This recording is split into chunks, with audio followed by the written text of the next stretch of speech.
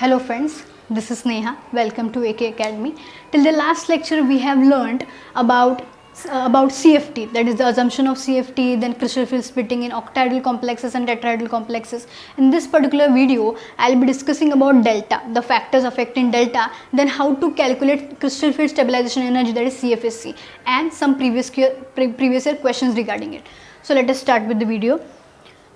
Now let me first of all tell you what is the meaning of delta. So delta is a parameter that gives you the magnitude of splitting between the two set of d orbitals having different energy, that is the magnitude of splitting between Eg and T2g, or magnitude of splitting between T and E, that is actually is nothing but the delta. Now which are the different factors affecting it?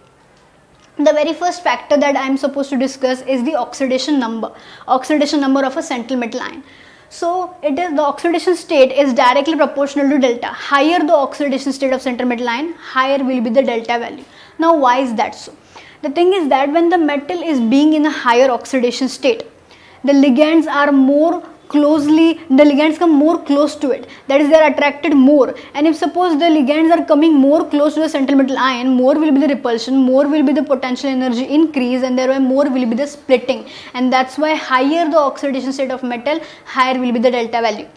Next is number of d electron. Now what if suppose the two complexes have got the same oxidation number? Now how to deal with it? The thing is that we should check their d electron. So the thing is that this delta value is inversely proportional to the number of electrons present in the d orbital.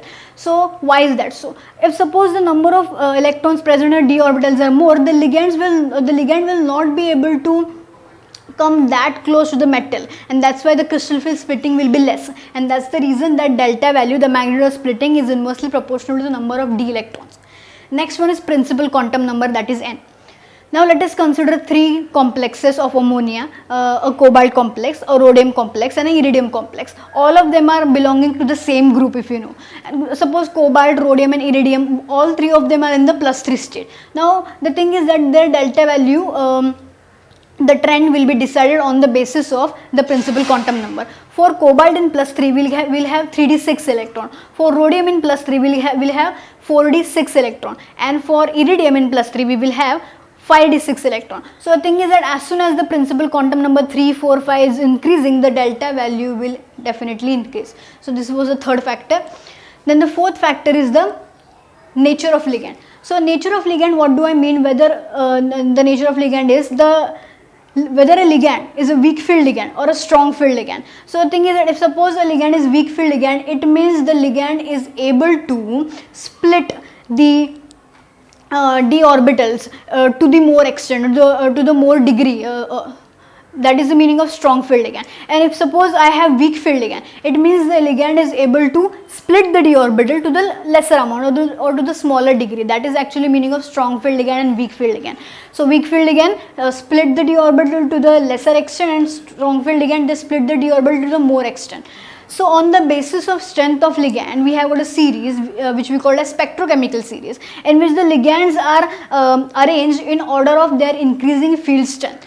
So initially we have got halides, then always remember in almost middle of the series we have got H2O, and before H2O, the ligands which are coming before H2O, all of them are weak field ligand, including H2O. H2O itself is a weak field ligand, and the ligands which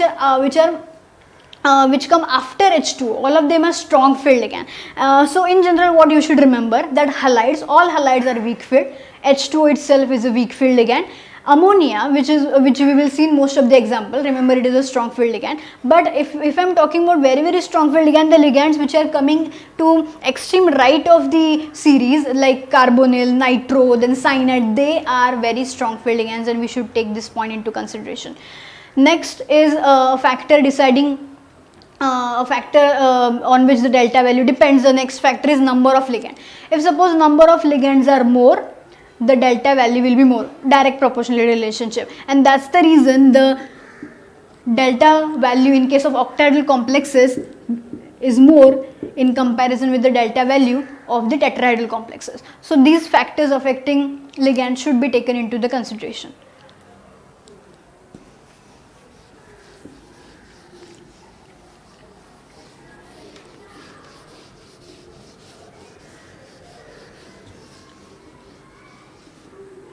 Now the next point that I'm going to discuss is how to find out CFSE.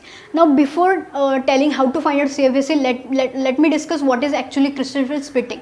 So the thing is that splitting of the d orbital, splitting of the phi degenerate d orbital into the two set of orbitals having different energies because of the kind of ligand surrounding the central metal atom, that this is what we call as crystal field splitting.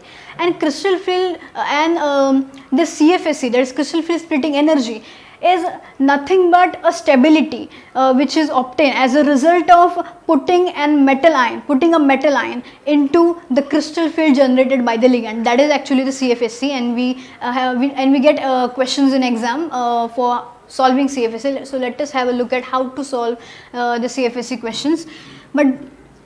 So first of all, I am going to discuss the CFSE calculation for octahedral complexes.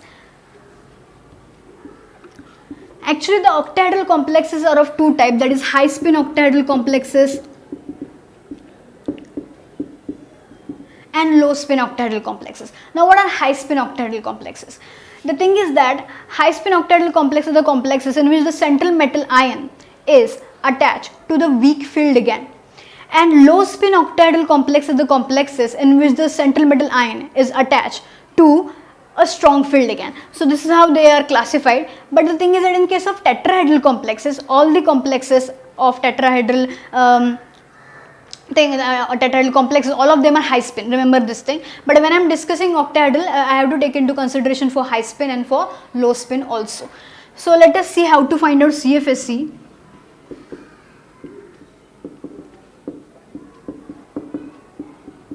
For high spin complexes. If suppose I am having a D1 configuration. D1 configuration means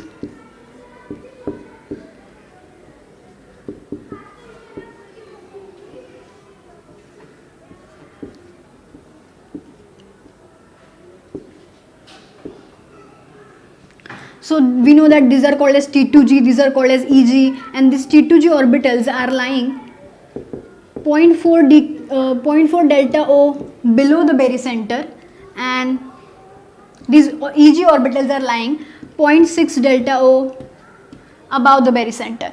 So I have got D1. So let us fill that electron in T2G orbital. So how to calculate means, this is minus 0.4 into number of electrons delta O plus 0.6 into here the number of electron, if you see, is 0. So the answer comes out to be 0.4 delta O. So this is how the CFSE should be calculated.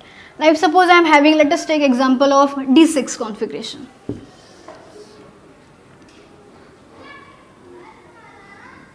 Okay, D6. So the thing is that 1, 2, 3. Now I have two options. I can put the fourth electron over here, or I can put fourth electron over here, or that is I can pair it. But the thing is that since we are dealing with high spin complexes means what? The complexes which are formed with the weak field ligand. Now a weak field ligand is will split this particular that is the EG orbital and T2G orbital to a very small extent, and that's why we will not pair it. The electron is able to go over here, so hence we will not pair the electron, we will send it to the EG orbital. So 4, 5 and 6, sorry 5 and 6. So the thing is that here the pairing is taking place. So we have got minus 0.4 into how many electrons? 4 electron delta O, plus we have got 0.6 into the number of electrons are 2 delta O. But here since the pairing is taking place, but remember in case of high spin complexes we should not take into consideration the pairing energy. What is the pairing energy? It is the energy that forces the two unpaired electron to get into the same orbital.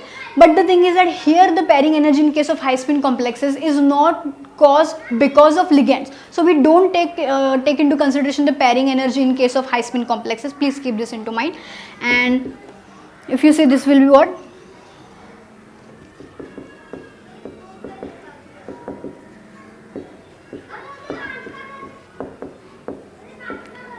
So the answer is going to be minus 0.4 delta O. So this is how the CFSE should be calculated in case of high spin complexes.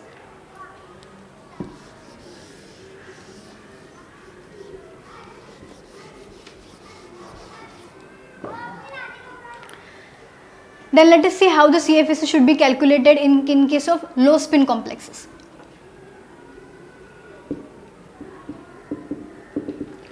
For low spin complexes, low spin means what? If a metal is attached to a strong field ligand, then the complex which is generated is called a low spin complex. So let us discuss three cases. Suppose I am discussing D4.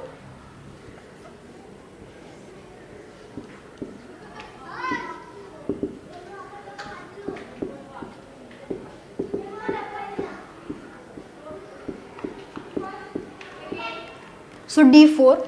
So the thing is that 1, 2, 3 and fourth electron I am going to pair. Why? Because this is a low spin complex and strong field ligand will split this particular gap between the Eg and T2G to the more extent. So the electron will not be able to jump to the higher Eg. So we have to pair it. And here the pairing is taking place because of the strong field ligand. So the thing is that 0.4 into 4 delta O plus 0 electrons over here. So 0.6 into 0 delta O, but I am going to take a pairing energy into consideration. Why? Because this is a low spin complex. So this is going to be minus 1.6 delta O plus the pairing energy, and this is how you should take into the consideration. And similar thing is applicable for D5. Suppose I am having D5. So what is the difference? One more electron will come over here and this will be 2p. This is again going to be 0. This will be 5 and it is going to be plus 2 pairing energy. And here, why am I taking into consideration the pairing energy? Again, here the pairing is caused because of the strength of ligand. Now for D6, consider there is exception over here. Please take this case into consideration. Suppose I have got D6. So again the pairing is going to be like this. So I expect the 6th electron to be like this, and I expect that the 3p should be there because there are 3 pairings if you see, but in reality we take into consideration only 2 pairings. Why is that so? Because this pairing is not caused because of strength of ligand. These 2 pairings are caused because of strength of ligand, so we take only those 2 pairing energies into consideration and not this one. This is because of the metal cation. So this particular thing should be taken into consideration while solving the CFSE numerical.